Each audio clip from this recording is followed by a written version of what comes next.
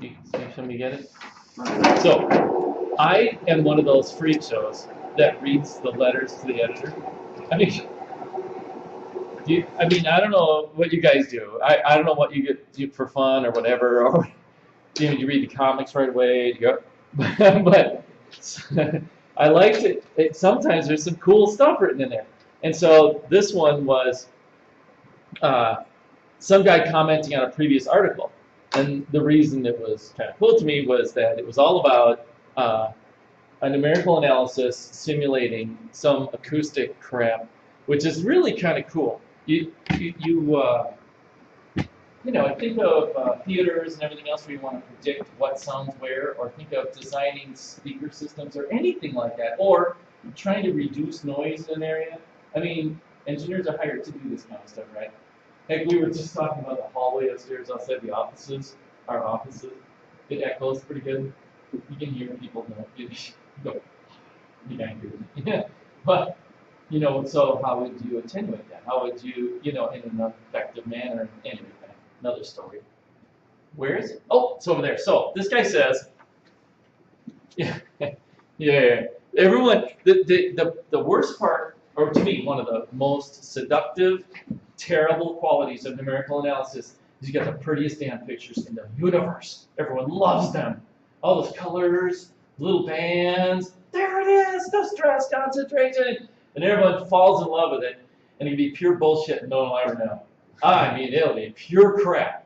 And we, you know, we have other, like the Jeff Gibson is doing a plate for an adapter for some brake system on a truck, right? And he wants to, you know, do something. Anyway, isn't it great? But you're trying to figure out, well, how do you even, it's a weird shape, how do you even get any response or any kind of valuable information out of this complex part? And well, you put it in, you already have it in SolidWorks, you just hit the Cosmos button and say, done. Not exactly. So then you really have to ask yourself, what do you want out of this? It's great to have the pretty pictures, but what's the point? Well, the point in his case may be, well, he had some requirements for deflections. He didn't want this thing to shift more than, I don't know, 1/10 of an inch out of position or to screw up some other thing or interfere with something. Great. Well, if that's the case, how do you actually put the loads? That's the part over there on the right. How do you put loads on this thing? This, of course, goes around the axle. There's 3 pins. There's something else for the brake assembly. How? I mean, he just put in there, said, boom, off it went, right? Well, you know, let's say that you think, well, we'll load these, we'll keep these things stable, and we'll load those 2 guys like there's under brake, right? Load those 2 guys. I'm pointing to holes, right? How do you load holes? Well, you have nodes, and we can put forces on nodes, right? And you're doing some of that. Well, that's okay. So how many nodes are up there, and how many places? I don't have a bloody fucking pointer. What do you do in this world? Oh, is this the thing? Oh, very nice. Okay. No, it doesn't work. So got a crystal on it. Right, so is it that point, or that point, or that point? And how much load do you put on each of those points? 10 pounds, 20 pounds, 30 pounds? Well, do you put the same, do you put anything over there? Oh, what the hell direction is it going? How do you keep track of directions? I mean, this whole thing is a mess. And load analysis, it sucks. I mean, just saying, it sucks. So then you have a little global coordinate system down here. Everyone has one. Well, how do you put a load in a direction on a node, right? So then you have local coordinates and global coordinates, right? Which is why you're going to talk about transformations and all that kind of crap, right? Again, you have to keep track of it somehow. Computers are real good at this, so we have no problem with it. So you got to kind of, all these concepts you got to flow with. And then you got to figure out, well, if it's loaded, is it going to be the same here, here, here, here? Well, not really. Like, it'll be loaded in kind of a semi, right? Depending on, it depends on, like, the diameter of the bolt versus the diameter of the hole, because it's got to be a through, right? So there'll be more, well, how much? Well, you have to figure out some way, right, to spread that load over whatever nodes you have, right? And hopefully, it'll give you, I don't know, something that makes sense, right? And how do you know if it makes sense? The answer is, oh crap. So you have to validate it. So how do you validate any of this kind of stuff? Then you go back to me, all of this stuff. If I was going to do like pullouts or deflections or anything, I'd be setting this thing up like, you know, in your 312 book with the stress concentration thing or the whatever, and they have the pins and, you know, and they pull, and you can get some sort of response out of it, you know, or anything. Yeah, I'd be trying to find some sort of analog that was close enough that you can make like part of that or do part of that and see if it made sense. You know, or you could load this up on his truck and take pictures as it deforms. See what I mean? I mean, it's crazy. But if you don't validate this sucker, you know, and again, it's what do you want to know? Do you want to know if the bolt rips out? Do you want to know if it just deflects? And if it deflects, like this thing is not easy. If you look at this thing, everything from there, let's see, around there or something, has some sort of facing. So it can't go into the axle, you know, piece, but it can come up away from it. So how do you put that boundary condition in your little wonderful Cosmos thingy? Or even washers or anything like that, right? How do you put, if the load is really, if there's some compressive load on there, how do you put that in there? You follow where I'm coming from? So I'm not saying that everything is, oh my God, we can never do anything in the universe, but you certainly have to do enough to get the right answer, right? And the right answer is only going to be what? You're going to, every one of these things, you're going to build confidence. That's really what it's all about. You're going to approach an answer because it's numerical, right? You're going to, and you'll say as an engineer, I'm within 3%, or I'm in, right? It's just like testing the 787 wings. And when they did it, they designed it for a safety factor of 1.5, and that means 1.5 in some particular loading, right? So, and then they choose that, and they actually tested one, right? In that particular, and I don't know if it was upper, you know, positive or negative G, but it went to 1.51. It was great. But again, they had to validate it. Everyone knew they had to validate it. You know, it's not just a pot shot crap, you know, throw it up. You know, you're going to validate this sucker. So they were very happy with that. This particular case with that, hit the button. It was acoustic simulation. And of course, we can do this with anything, structural, electric, acoustic, you use it, right? And we like that. That's a good thing. So here we have one reason for the secrecy is that it's seldom accurate, right? You hear the trend here? This is exactly bullshit, bullshit, bullshit, bullshit. No one's validated, no one's validated. And who's going to do that testing? Who's going to figure out a clever way to figure out if it's really right? That's where good tests, anyway. So those that have been successful probably don't want to tell the rest of them how to do it because they're making money, right? And of course, here's the big one. And this is absolutely, if you want a cheap shot on any analysis, I don't care where it is, go to the White House, go to the top of the Lockheed, go anywhere you want, just ask about validation. That's all you gotta do, all right? Because no one wants to, number one, it costs money. Number two, people aren't bright enough to do it much, right? I mean, it's very, so without validation, yeah, they can be misleading.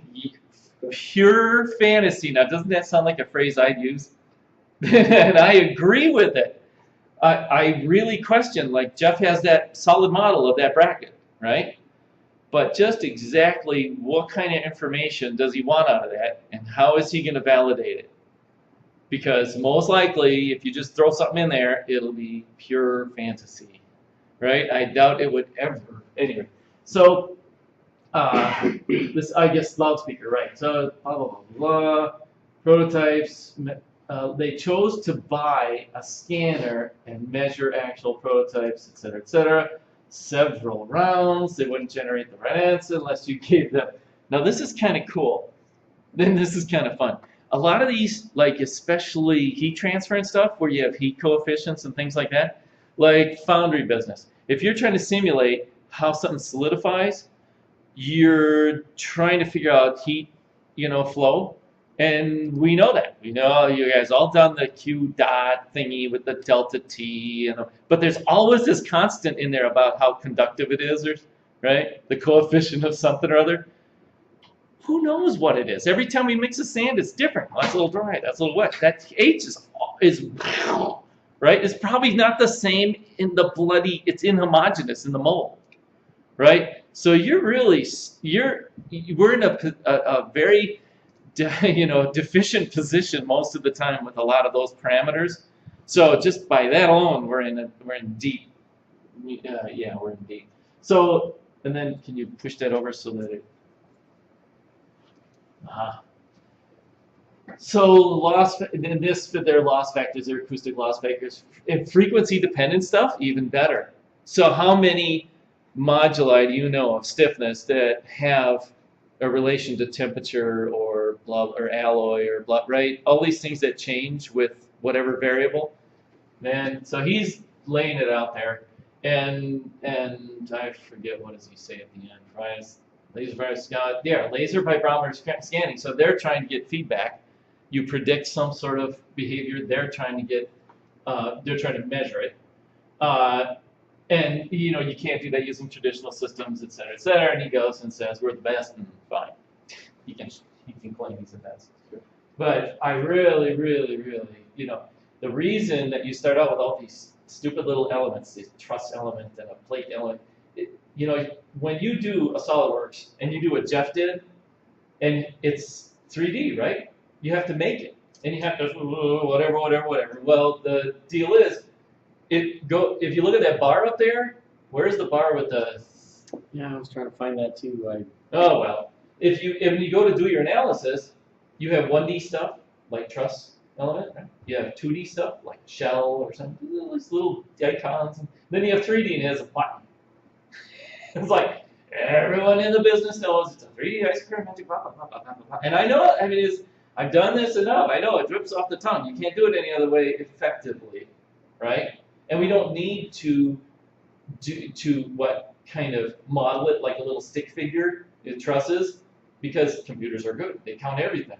So just throw the damn 3D at it and let her rip, right? The problem is you inherit all the issues that go with it.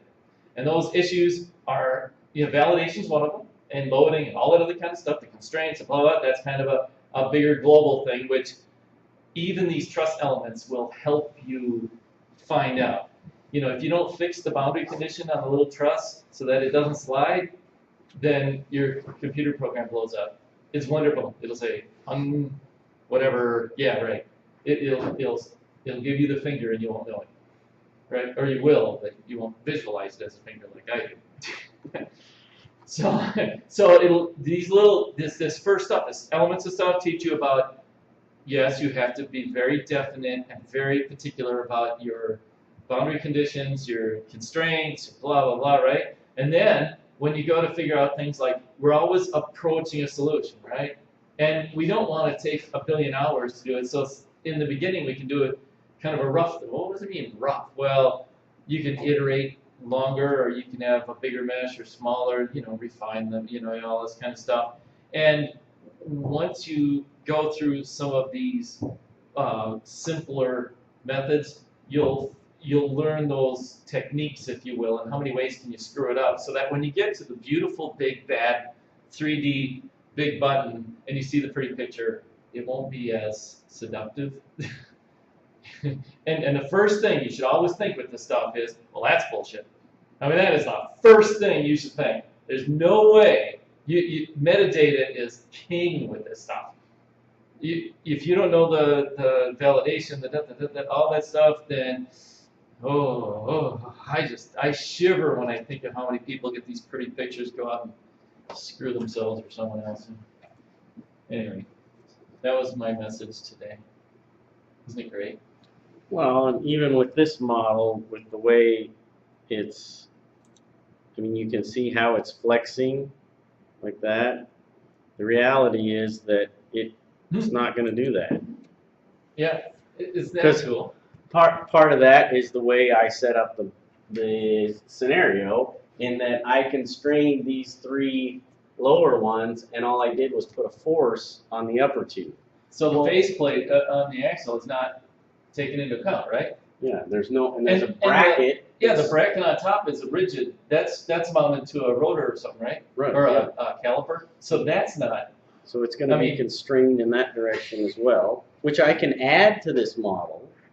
You wouldn't even know. You're not even showing the boundary constraints. Mm-mm. But again, the model is seductive. It's beautiful and absolutely bullshit. So yeah, get what? Well, my senior project, I put in the SolidWorks. Yeah.